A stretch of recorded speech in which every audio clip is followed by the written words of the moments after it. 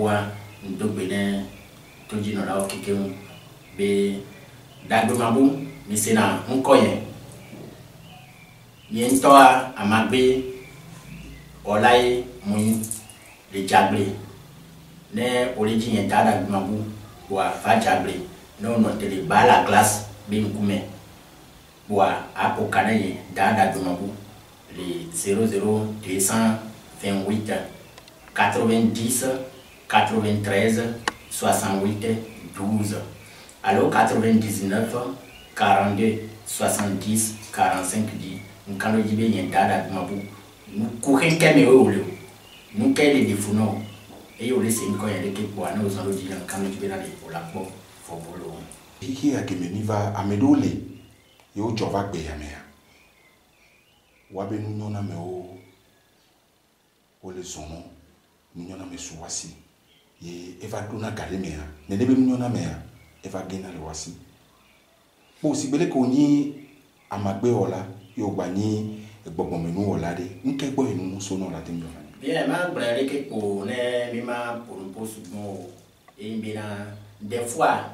les radios dit les chaînes mondiales ngla bina no jiwa tro jiroko no jiwa tro jiroko ayi nko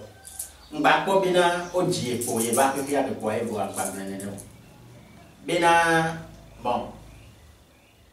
nous chuchu ba keje mi agbe to mi basé do ayi bina mawo e o ba ke ya mi bo o chan tro ji ngba bina mawo ile ka ba ko ayi bo amu no Kafla mia no video li alo mia fofo li alo le GVB o to na fisi afika ka de glona no va ke ya mele fi mula si wa ke o mu ni pe o mu o ni pe la bi anti o va ke ya me eye oji ku eye oji na mu don ji o ti te lo ko nji nye da bi ma bo ma gbe o to e mu voa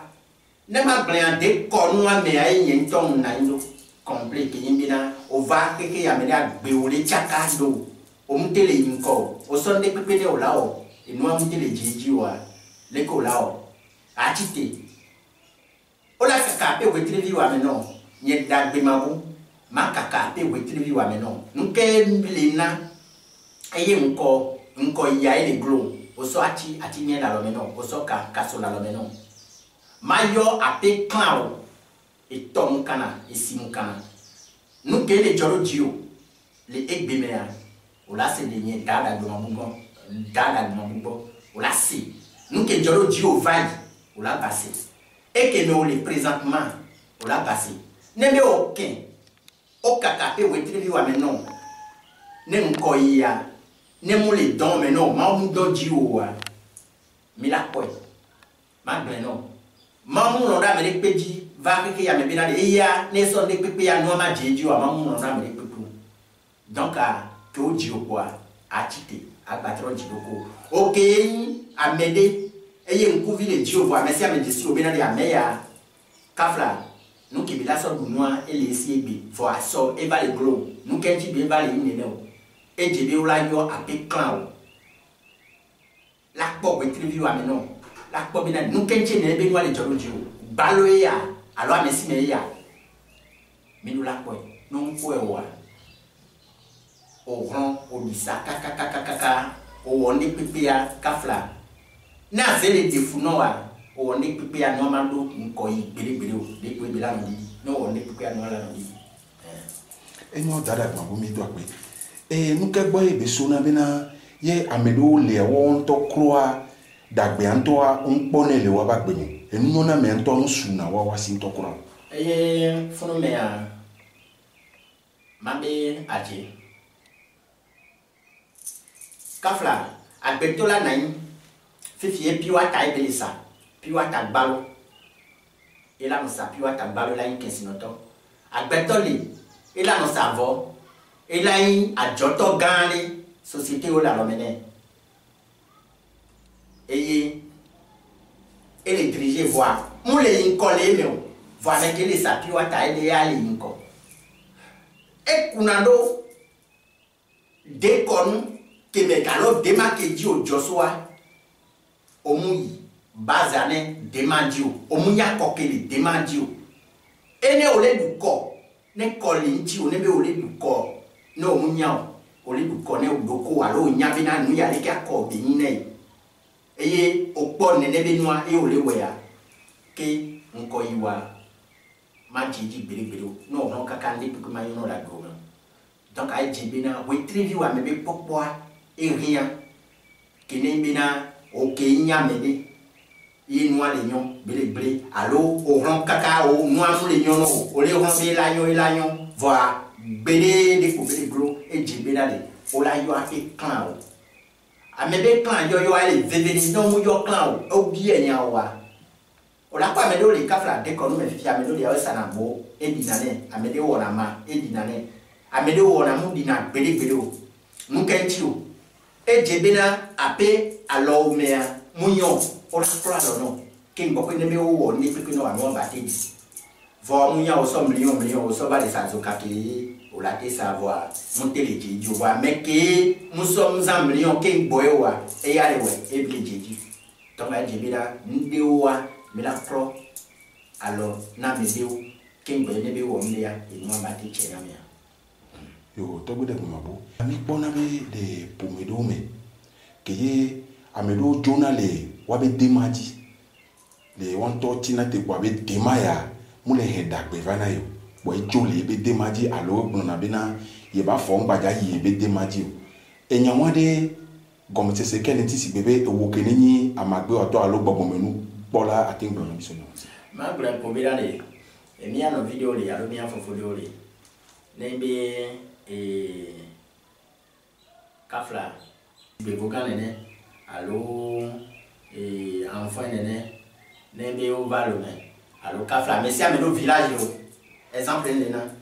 si ne me o valome o la gbe na ya famille ya oa famille ame mu nyona mu ngbaja ya ko gbere lo me ke valome a enyona mu ngbaja ya ko no ken chi be ne no awore nde pepe ke gba o la chi tele dema oji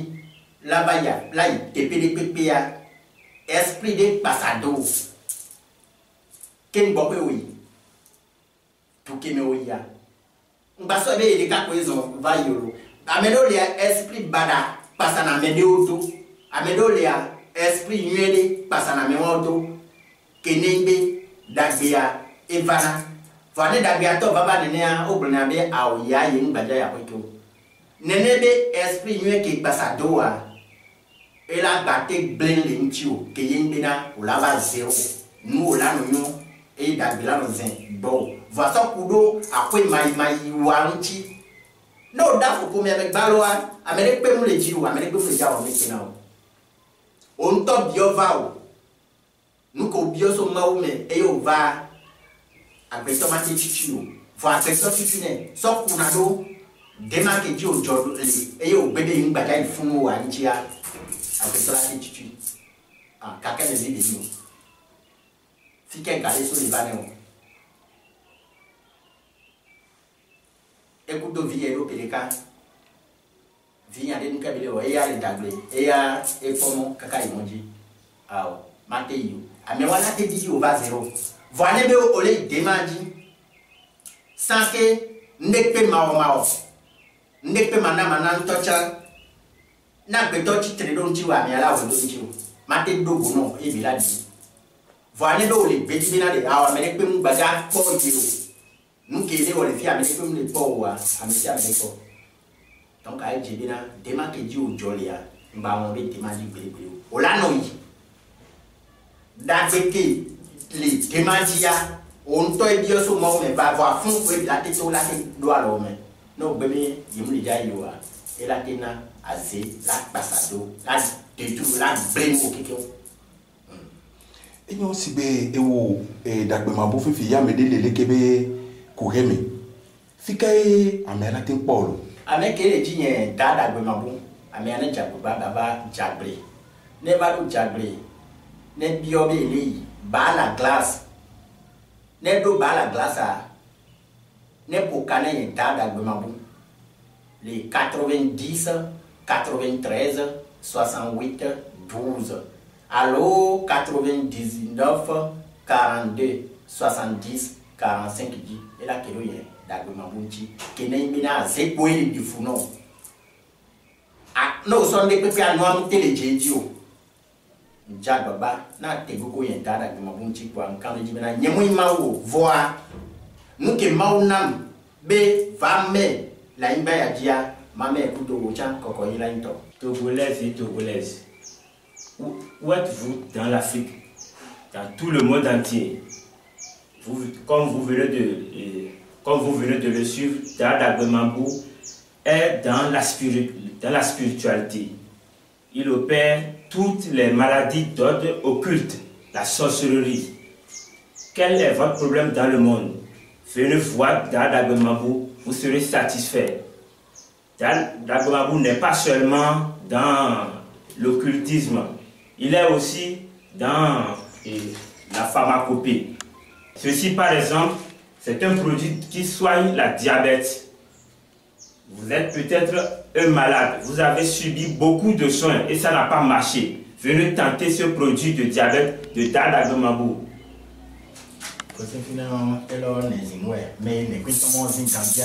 À part ceci, c'est un produit qui soigne la faiblesse sexuelle. Celui qui sent la fatigue au cours des rapports sexuels. Et quand il va avec une femme, voilà, moins de quelques secondes, il est déjà fatigué. C'est une maladie. Alors ce produit est vraiment conseillé pour le traiter.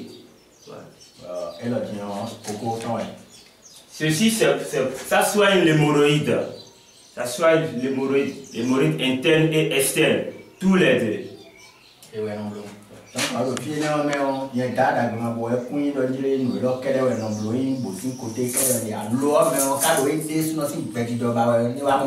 Comme nous l'avons introduit, Dada Agbe-Mabou n'est pas seulement dans les rituels qui soignent